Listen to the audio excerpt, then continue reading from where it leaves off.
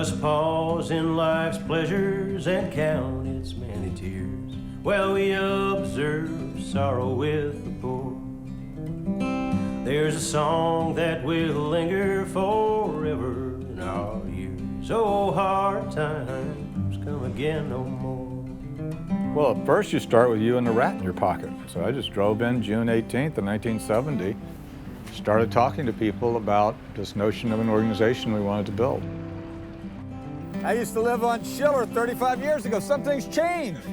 This guy named Wade Rathke came to town and he started knocking on doors. And the very first door he knocked on was a lady named Gloria Wilson. And right then and there, she hit the streets with him. This house right here, this is where Gloria used to live. I don't know, it was like something just grabbed you and it pulled you away. Growing up, all my life, somebody else was controlling everything, and I wanted to see a change. See, I used to live on 22nd Street. Gloria was right there. I could walk on my porch and look right in her front door. And so we got to talking about it, and oh yeah, we are in. Yes, sir. The first organizer I managed to hire was a man named Gary Delgado. He'd been up in New York. It was an experiment in uniting the very poor, people on welfare, with the not so poor. That was one level of the experiment. It was also a racial experiment. Could you build a multiracial organization? This was 1970 in the South. I was interested in those kinds of questions. I started trying to scribble out potential names, AC community, community organizations. It doesn't take long to get to ACORN, and ACORN is easy to draw. They would have meetings at my grandmother's house, you know. She would make us go into the back room, and I said, oh, she's having this nut meeting. That's what I call the ACORN people. They're nuts, you know. They're not gonna get in. These old ladies, what they gonna do? The first organizing that we did in Little Rock was around furniture. There was a law in the books through which people were entitled to furniture, and so we organized both black and white folks to go down and make demands. We ended up at a meeting with Winthrop Rockefeller, who was the governor of the state. First time in my life I had been in the governor's mansion, and Rockefeller made one statement. What is it like, you know, to be poor? What is it? Because he's been rich all his life. And I had cut my hair and I couldn't do it right, and I was wearing a wig at the time. And I said, I'll tell you what it's like. It made me bald, and I pulled my wig off, and he just went all everywhere. But Wade loves that story, so he tells it all the time. I've lost all my hair, and pulls her wig off. And Winthrop Rockefeller was not the brightest bulb in the, in the universe. That helped make the point. In the South, there were more nuances in terms of dealing with the local politicians. There were more nuances in terms of black and white relationships. Back in 1970, that was totally unheard of. A group of black and white, low and moderate income people who were proud. And we were poor, but we were proud. Okay, so this is the Centennial neighborhood. And this was part of the Save the City campaign. We used to run up and down these hills like squirrels door knocking, just up and down, up and down, up and down. Crubs, you know, there's no house I hadn't door knocked on this street. I swear to God.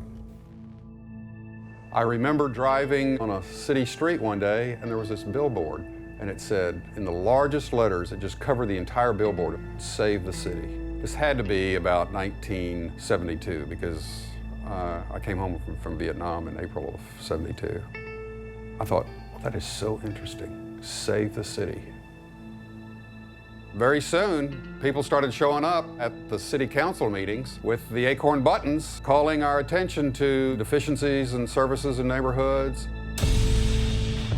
In Arkansas, over 70% of the people earn less than $7,000 annually. The Arkansas Community Organization for Reform Now, ACORN, is an example of a mass membership organization which is transforming citizen action. These petitions are out all over town, not only in this group, but in ACORN groups all over Little Rock. We weren't asking for anything we didn't deserve. We just wanted to be citizens. If you say nothing, you get nothing. So that's why we had to get up and go and push. school lunch program, we got it going. And all of these kind of things is what we look for, the things that was missing. The Save the City campaign tried to drastically expand the organizing base. We organized unemployed workers into a separate committee and Vietnam veterans. Hi, this is Ryan O'Neill with Something You Should Know. Hi, this is Rob Reiner with Something You Should Know. Hi, this is Jack Nicholson with Something You Should Know. When a real estate agent tells you your neighborhood is changing racially and your property values are going down, then asks if you want to sell your house, he's blockbusting, and that's illegal. For more information, write ACORN or call 501-376-7151. In the neighborhood that I lived in, which was a middle-class neighborhood in the middle of the city that was integrated very peacefully, there was an attempt on the part of realtors to engage in blockbusting. We knew that it was something that was very destructive of race relations. So ACORN came in and they did a number of really interesting things hand in hand with all the residents. So it was an enormously successful project. What was most interesting to me was actually not the victories, it was the fact that Wade had figured out how to build an institution. ACORN's technique is to send its staff members throughout the state organizing people, helping them to fight their own local battles. I'm a student of organizing, so in trying to develop the ACORN organizing model, I drew from my own experience with welfare rights and anti-war organizing before I started ACORN, and a lot from labor. We were building essentially a union in the community, so it was dues-based. We weren't tax exempt, so that meant we could be involved in politics. If they wanted to go and endorse a candidate, work for a candidate, hurt a candidate, raise hell, if they had a majority and their hands went up and said this is what they want to do, let's go. We have a mass membership of low to moderate income people, about 5,000 families here in Arkansas. The organization has tended to try to build as much power as possible so that its membership could influence their daily lives and the institutions that impact on them. In the past year, my wages have increased about 10%, and my electric bill has increased about 40%. Now, gentlemen, is that fair? To build an organization that was based on, comprised of, and committed to the lives of poor people was not a popular thing to do.